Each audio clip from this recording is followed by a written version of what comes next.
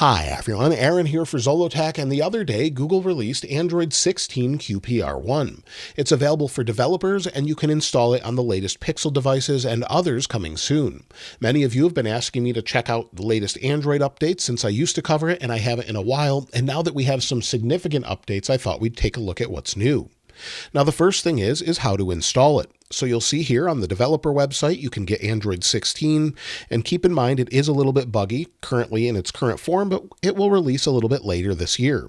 You'll see it says enroll in Android 16 beta for Pixel, and it's available for Pixel 6 and 6 Pro all the way up to the Pixel 9a. So you can enroll your device and then just go to your software update and install it there.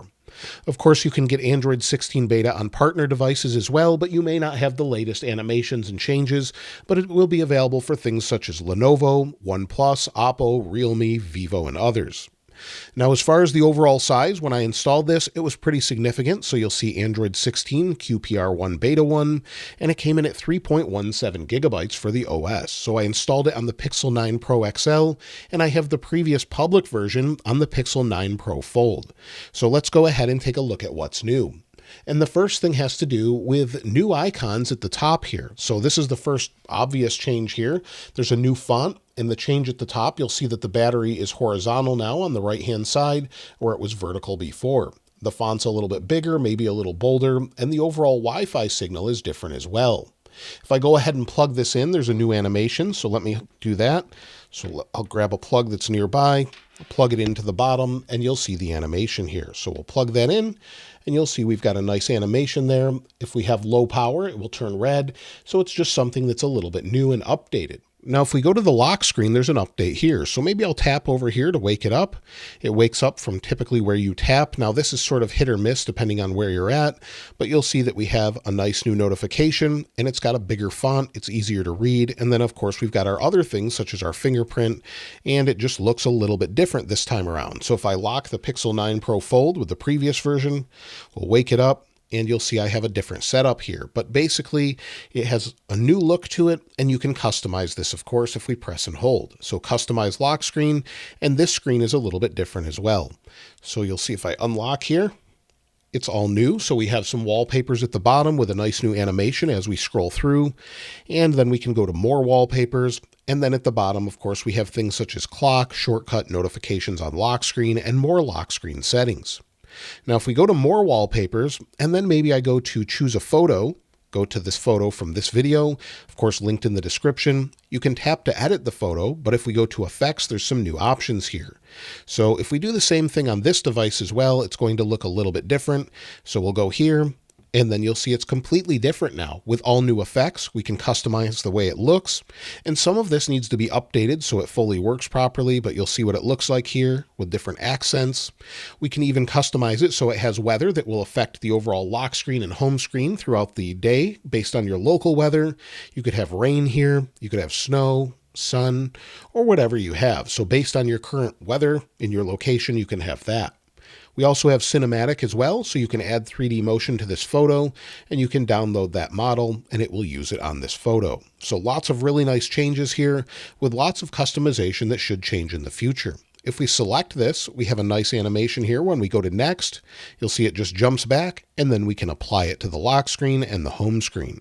So I love all of these nice new animations. You'll see it just jumps back and forth. It may need a little bit of smoothing there, but in general, it's pretty good. So we'll go ahead and just go here, cancel, then we'll go back. Now on the home screen, we have a larger layout as well. You'll see that, of course, with the Pixel 9 Pro XL, it's a little bit bigger, but the overall spacing has changed a little bit. Things are a little bit tighter, they look a little bit more refined, and we have more space for the widget. So that's been updated.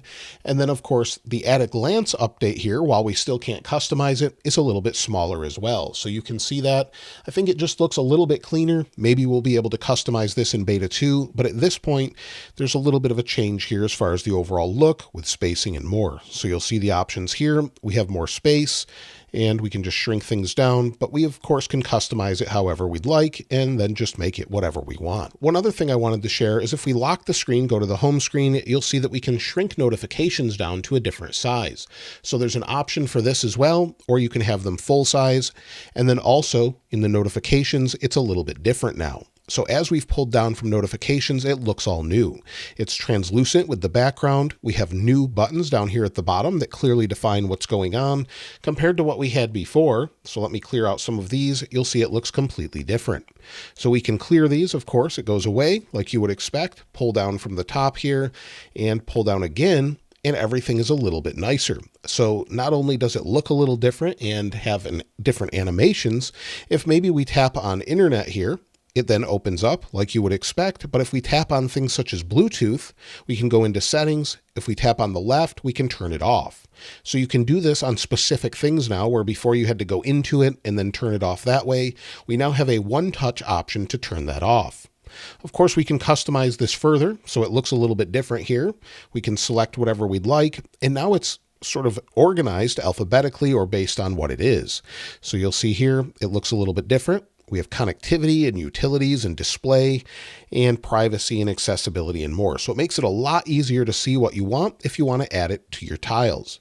So you'll see whatever you'd like. Maybe we want to remove some, add some, font size, data saver, hotspot, things like that. We can then change that here and customize it here as well. So lots of really nice updates here with the overall look, and I think it looks great. Of course, everything sort of bounces, has this nice animation to it where it flows and sort of expands out, and it's just much more refined this time around. If we swipe over, of course, you can see more, and I just think it looks great overall. Another area it looks great is if we go into settings. So if we go into our settings panel here, it's completely new this time around. So if we go in, you'll see we've got colors and new organization. So side by side from the public version, it's a little bit more playful, more colorful, and we have things such as, of course, display and touch. It just sort of has this nice animation where it jumps in, jumps back. So you'll see it here. So we have some that are similar, but everything's just been refined and is smoother this time around. If we continue to scroll down, you'll see what everything looks like. So if we go into something such as battery, of course, we don't have a whole lot of new options yet, but it is refined, broken up into categories with battery share and more.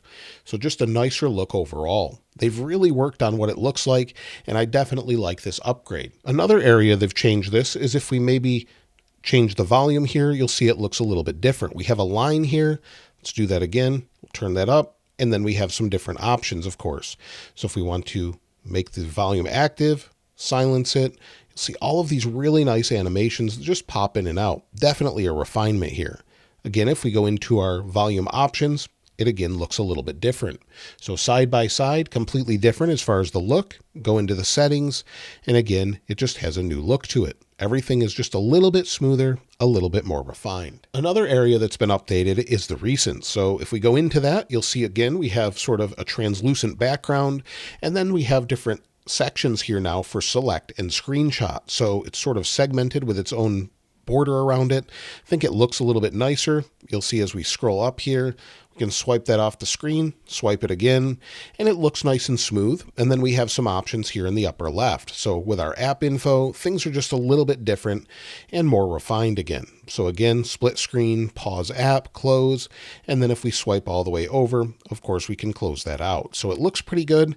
And of course, you've got haptic feedback for all of this. Another area they've updated this is the app drawer. I think it looks a lot better where we have translucency, just sort of a panel that swipes up.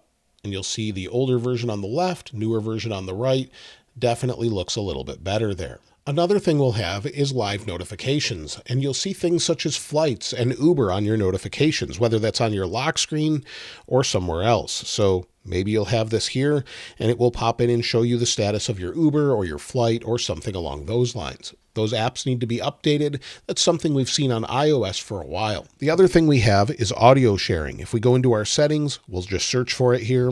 You'll see we have audio sharing listed where we've had this before, but now it's back in this beta. Hopefully it stays here until the final version is released to the public, but we now have share audio.